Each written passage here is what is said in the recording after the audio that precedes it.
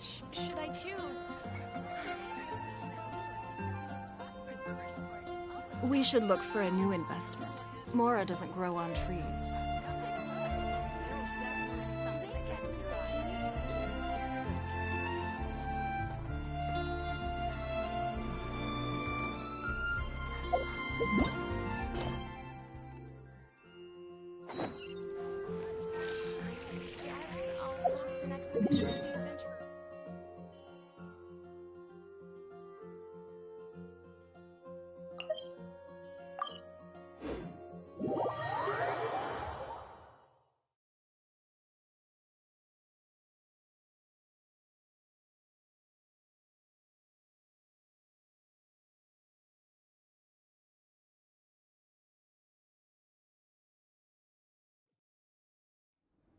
Nothing more than regular snowfall. One day, I'll take you to see the snow that falls over Liyue.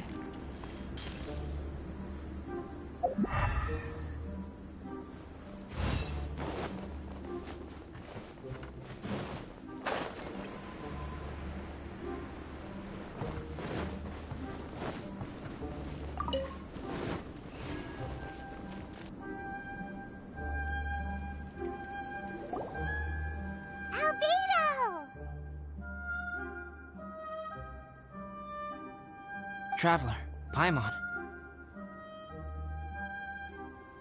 I suppose your story is ready. Yep. How about you? Do you need some more time? No need. I am also ready to tell my story. Paimon calls dibs! Paimon first! Please, go ahead. Okay, here goes. Once upon a time, there was an evil researcher who went into the mountains and did a crazy experiment on whopper flowers to transform their appearance. After a lot of pain and suffering, the whopper flowers finally took on a human form. Then they stood by the side of the mountain to wait for unsuspecting bypassers. To whoever spoke to them, they would ask them questions such as, "Who am I? Who are you?" If the bypasser got the wrong answer, the last sound they'd make would be a yelp before the whopper flower ate them alive in one bite.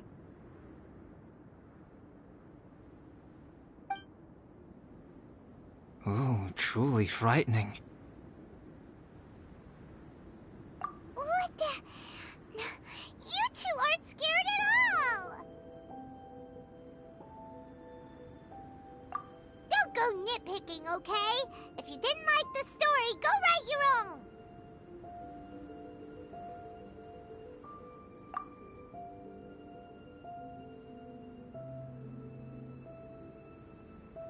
In other words, the whopper flowers would ambush and then completely replace their victims. And then what? Go back to where the person lives? Enter their home? Eat their whole family? Ah!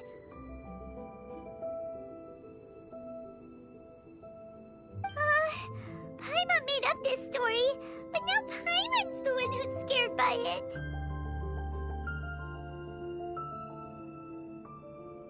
It's a good story. May I write it down? I may bring it up in future conversations. What for? Just to scare people with? Yes. You've got a real mean streak, Albedo.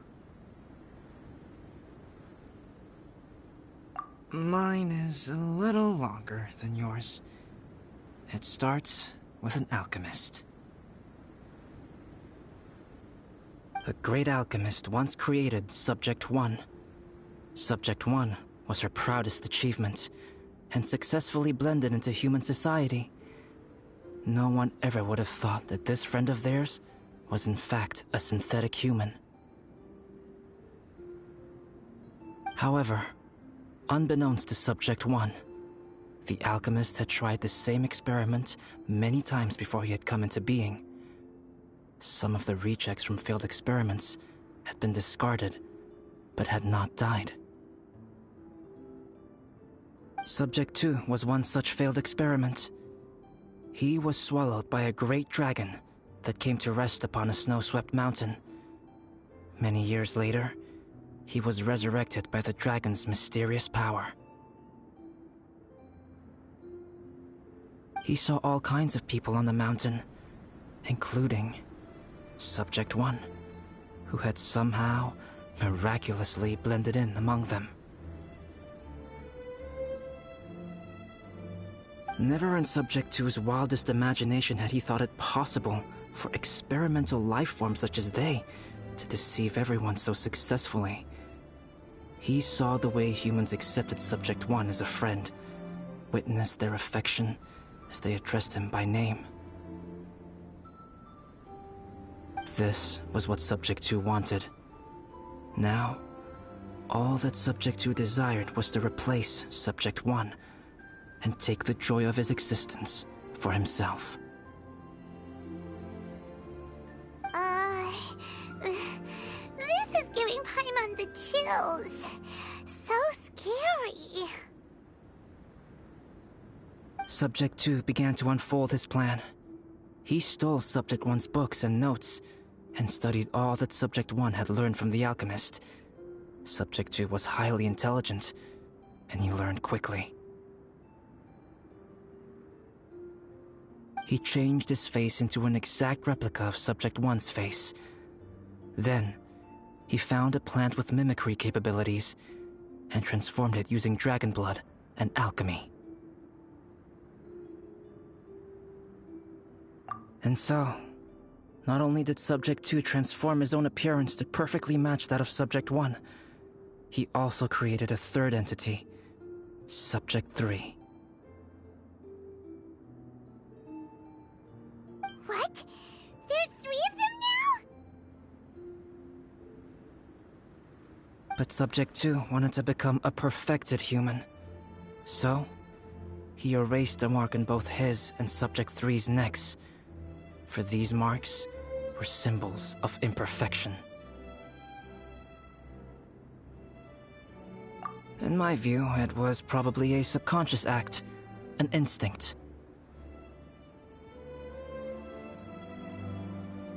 He so desperately craved to become a perfect human being that he forgot something. Human beings are defined by their flaws.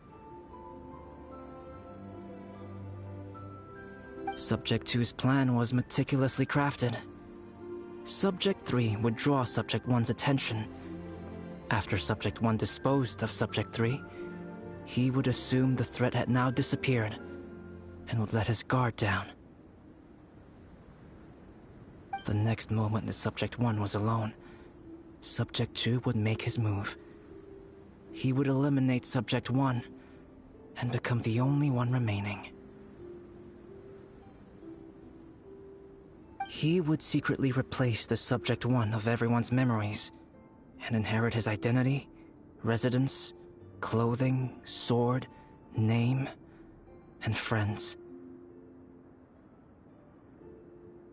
People would have no idea that the individual they knew had become somebody else from one day to the next.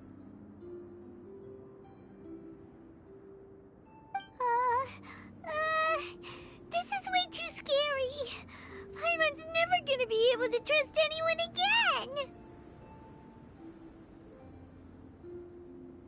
But just before Subject 2 could carry out his plan, a unique stranger entered the mix. Subject 2 tried to make contact with this person, but found that they could somehow sense he was different from Subject 1.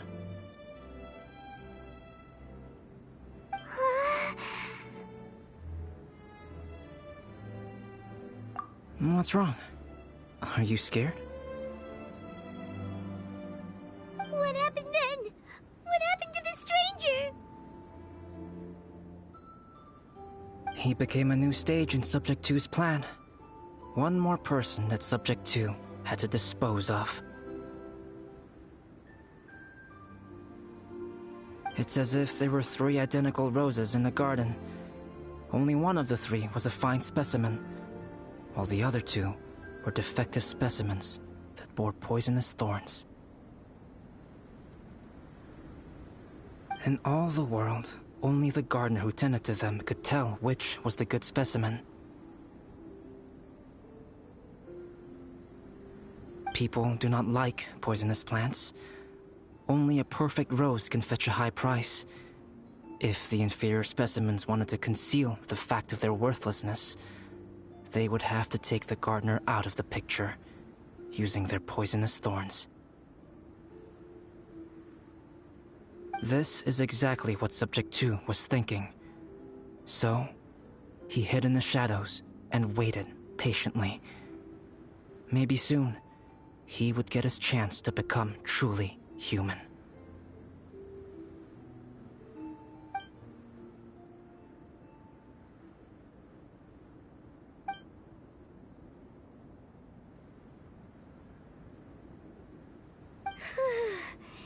That was intense!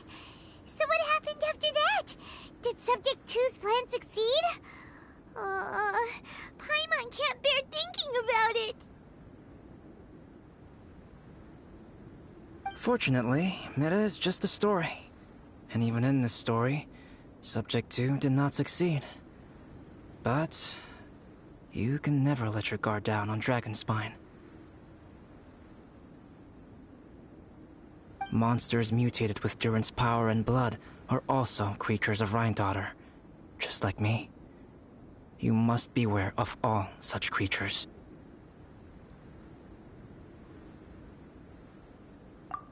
I'm glad to hear that. It's okay. I know what I am. You and I are both different, so there is no need for me to hide the truth from you. The only thing is that sometimes, when I think about how mighty the power of alchemy is, I feel so small.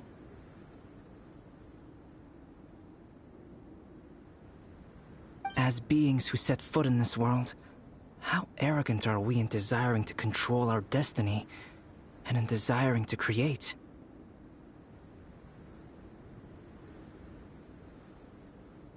Is creation an arrogant act, traveler? If not, why do we call the ones that created us and control us gods? If it is, then what qualifies us to call ourselves creators? How far must we take our reverence and respect, and what purpose does it serve?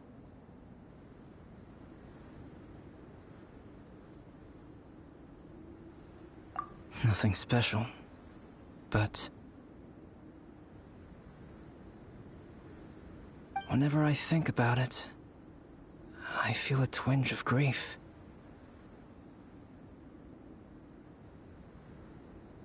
Poor Albedo. Hello? Traveler? Are you here? Hey! Is that Amber? Thought we might find you here. We're here to deliver a message from Cyrus. There's gonna be a big event down at the base camp, and they want you there too, Traveler.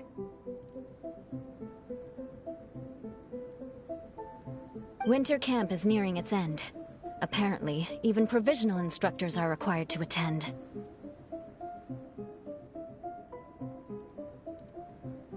Looks like we need to go, Albedo. Bye for now.